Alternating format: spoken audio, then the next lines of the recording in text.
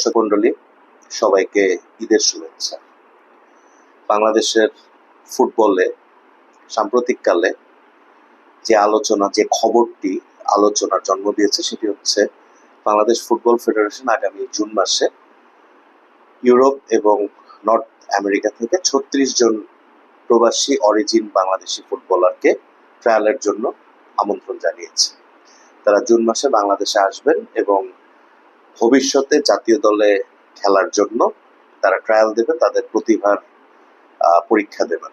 Bangladesh football ফেডারেশনের technical কমিটির সামনে তাদেরকে পরখ করে দেখা হবে এবং সেখান থেকে প্রতিভাবান অরিজিন ফুটবলারদেরকে বাছাই করে ভবিষ্যতের জন্য ভবিষ্যৎ বিবেচনার জন্য রাখা হবে। উদ্যোগটা চমৎকার, সন্দেহ নেই। বাংলাদেশের ফুটবল প্রেমীরা দাবি জানাচ্ছেন যে জাতীয় দলে বেশি করে প্রবাসী বাংলাদেশি অরিজিন ফুটবলারের অন্তর্ভুক্তি। এই দাবিটা তুঙ্গ স্পর্শ করছে অবশ্যই হামজা চৌধুরীর কারণে। গত 25শে মার্চ শিলংয়ে এশিয়ান কাপ বাছাই পর্বে ভারতের বিপক্ষে ম্যাচে নিঃসন্দেহে হামজা চৌধুরী ছিলেন সেরা পারফর্মার। সে ম্যাচে হামজা চৌধুরী তার প্রতিভার সর্বোচ্চ প্রয়োগ ঘটিয়েছেন, তার অভিজ্ঞতার প্রমাণ দিয়েছেন এবং বাংলাদেশ জাতীয় ফুটবল দলে সে ম্যাচে হামজা চৌধুরীর অন্তর্ভুক্তি কিন্তু ভারতের বিপক্ষে বাংলাদেশকে একটা জায়গায় এজ দিয়েছে, বাংলাদেশকে এগিয়ে রেখেছিল এবং হামজা চৌধুরীর উপস্থিতি ভারতকে তটস্থ রেখেছিল। সে প্রমাণ আপনারা দেখেছেন যে প্রথমার্ধেই বাংলাদেশের এগেনস্টে ভারতের মতো দল বেশ কিছু ভুল করে বসেছিল এবং যার থেকে বাংলাদেশ গোল করার সুবর্ণ সুযোগ পেয়েছিল। ওই ম্যাচে হামজা চৌধুরীর পারফরমেন্স যেরকম প্রশংসা পাচ্ছে, ঠিক একইভাবে বাংলাদেশি ফুটবলার, যারা বাংলাদেশে ফুটবলার হিসেবে গড়ে ওঠা ফুটবলারদের পারফরমেন্স কিন্তু অসন্তুষ্টিরও জন্ম দিয়েছে। বিশেষ করে যে 4টি গোলের সুযোগ বাংলাদেশের জাতীয় দলের ফুটবলাররা নষ্ট করেছেন, সেটা নিয়ে বাংলাদেশের ফুটবল প্রেমীরা কিন্তু যার পর নাই অসন্তুষ্ট এবং হতাশ। এই কারণে জাতীয় ফুটবল দলে হামজার সঙ্গে আরো বেশি করে প্রবাসী অরিজিন ফুটবলারদের অন্তর্ভুক্তির দাবি উঠেছে। সাম্প্রতিককালে আরেকটি খবরও আপনাদের চোখে পড়েছে, সেটা হচ্ছে যে আরেকজন প্রবাসী অরিজিন বাংলাদেশি ফুটবলার সামিদ সোম, তাকেও অ্যাপ্রোচ করেছে বাফুফে। সামিদ সোমকে অবশ্য এর আগে জাতীয় ফুটবল দলে খেলার ব্যাপারে ট্রায়াল দেওয়ার জন্য তাকে ডাকা হয়েছিল, কিন্তু সামিদ সোম সামহাও অনিবার্য কারণবশত কিছুটা অনাগ্রহ দেখিয়েছিলেন। বাফুফে তাকে আবার অ্যাপ্রোচ করেছে এবং সামিদ সোম খুব সম্ভবত ফুটবল ফেডারেশনের কাছে 2 সপ্তাহ সময় চেয়েছেন চূড়ান্ত সিদ্ধান্ত নেওয়ার জন্য। হয়তো এপ্রিলের মধ্যে তিনি এ ব্যাপারে চূড়ান্ত সিদ্ধান্ত দেবেন, তিনি বাংলাদেশে জাতীয় দলে খেলার জন্য ট্রায়াল দিতে আসবেন কি আসবেন না। এসব নিয়ে যখন আলোচনা চলছে, তখন আরেকটি বিষয়ে আলোচনা হতেই পারে, সেটা হচ্ছে যে জাতীয় ফুটবল দলে বেশি করে প্রবাসী অরিজিন ফুটবলারদের অন্তর্ভুক্তি কি সব? প্রবাসী অরিজিন ফুটবলাররা আসলে কি বাংলাদেশ জাতীয় ফুটবল দল ভালো হয়ে যাবে, সাফল্য পাওয়া শুরু করবে? হয়তো সাফল্য পাবে, তবে সেটা হবে সাময়িক। এই ব্যাপারটা ফুটবল প্রেমীদের মাথায় রাখাটা জরুরি বলে আমি মনে করি। হোমগ্রোন ফুটবলাররা কতটা প্রতিভা নিয়ে বেড়ে উঠছেন, কতটা ভালো ফুটবলার হিসেবে গড়ে উঠছেন, কতটা নিজেদেরকে আন্তর্জাতিক মানে উন্নীত করতে পারছেন, এই ব্যাপারগুলো যদি আমরা ভুলে যাই, এই ব্যাপারে যদি আমরা উদ্যোগহীন হয়ে পড়ি, তাহলে কিন্তু বাংলাদেশের ফুটবল সামনে বিপদে পড়তে পারে এবং এই প্রবাসী অরিজিন ফুটবলারদের অন্তর্ভুক্তি করার ধারণাটাই বুমেরাং হয়ে দেখা দিতে পারে। এ ব্যাপারে একটা ছোট্ট উদাহরণ ফুটবল প্রেমীদের সামনে আমি তুলে ধরতে চাই। সেটা হচ্ছে যে 2005, 7, 9, 10 এই সময়টা আপনারা যারা দক্ষিণ এশীয় ফুটবল ফলো করেছেন তারা সবাই জানেন যে পাকিস্তান ওই সময় বেশ কিছু তাদের প্রবাসী অরিজিন পাকিস্তানি ফুটবলারকে জাতীয় দলে অন্তর্ভুক্ত করেছে। এবং ওই সময় খুব সম্ভবত ইংলিশ প্রিমিয়ার লিগের ফুলহ্যামে খেলা একজন ফুটবলার, আমি সামথিং রহমান তার নাম, তিনি অত্যন্ত উঁচু মানের একজন ফুটবলার ছিলেন। তিনি পাকিস্তান দলে অন্তর্ভুক্ত হয়েছিলেন এবং আমি যদি ভুল না করি 2009 সালে ঢাকায় যে সাফ চ্যাম্পিয়নশিপ অনুষ্ঠিত হয়েছিল সেই সাফে বেশ কয়েকজন ইংলিশ লিগে খেলা বা ইংলিশ ফুটবলে খেলা প্রবাসী অরিজিন পাকিস্তানি ফুটবলার কিন্তু পাকিস্তান জাতীয় দলে অন্তর্ভুক্ত হয়েছিলেন এবং তাদের নিয়ে ওই সময় বেশ আলোচনা হয়েছিল যে পাকিস্তান কি অনেক শক্তিশালী দল হয়ে গেল কিনা। আলটিমেটলি দেখা গেল যে ওই অরিজিন ফুটবলারদের সঙ্গে লোকাল পাকিস্তানি ফুটবলারদের খাপ খাইয়ে নিতে না পারার যে ব্যর্থতা, সেটাই পাকিস্তানের ফুটবলকে আলটিমেটলি ক্ষতিগ্রস্ত করল। এবং যে মানের পার্থক্য লোকাল হোমগ্রোন ফুটবলারদের সঙ্গে প্রবাসী অরিজিন পাকিস্তানি ফুটবলারদের যে মানের পার্থক্য দেখা দিল, সেটা পাকিস্তানের ফুটবলকে কিন্তু আলটিমেটলি ক্ষতিগ্রস্ত করল। এটার কারণটা কি ছিল? কারণটা হচ্ছে যে প্রবাসী অরিজিন ফুটবলারদের পাশাপাশি পাকিস্তান ফুটবল ফেডারেশন হোমগ্রোন ফুটবলারদের তৈরি করতে নিদারুণভাবে ব্যর্থতার পরিচয় দিয়েছে। আমাদের এখন সতর্ক থাকতে হবে বাংলাদেশেও যেন এই ধরনের ঘটনা না ঘটে। আমাদের জাতীয় ফুটবল দলে অবশ্যই প্রবাসী অরিজিন ফুটবলাররা আসবেন।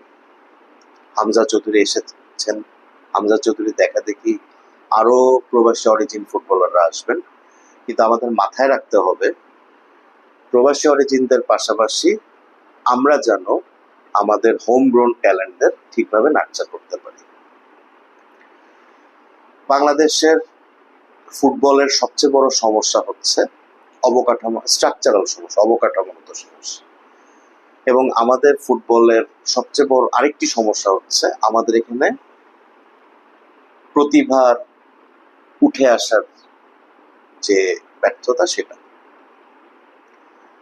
আন্তর্জাতিক ফুটবলে দারুণভাবে কম্পিট করতে পারার মতো খেলোয়াড়ের অভাব আমাদের দীর্ঘদিনের। আমাদের জাতীয় ফুটবল দলে একসময় মনে মুন্না ছিলেন, রুম্মান বিন ওয়ালি সাব্বির ছিলেন, রিজভী করিম রুমি ছিলেন। তারা ব্যক্তিগত ইন্ডিভিজুয়ালি দারুণ প্রতিভাবান ফুটবলার ছিলেন। হয়তো জাতীয় ফুটবল দল ব্যর্থ হয়েছে, কিন্তু তারা আন্তর্জাতিক ফুটবলে কম্পিট করার মতো ফুটবলার ছিলেন। কিন্তু তারা চলে যাওয়ার পরে বাংলাদেশের ফুটবলে একটা বড় ধরনের ভ্যাকুয়াম কিন্তু গত 20-25 বছর ধরে। হ্যাঁ, মুন্না, সাব্বির, রুমি, আসলাম, এদের পরে নকিব এসেছেন, ইমতিয়াজ আহমেদ নকিব এসেছেন, আলফাজ আহমেদ এসেছেন, জুয়েল রানা, মাসুদ রানাদের মতো ফুটবলার এসেছেন, রজনীকান্ত বর্মন, হাসান আল মামুনের মতো খেলোয়াড় এসেছেন। কিন্তু ওই ভ্যাকুয়াম কিন্তু থেকে গেছে। আন্তর্জাতিক অঙ্গনে জাতীয় দলকে নিয়ে কম্পিট করা বা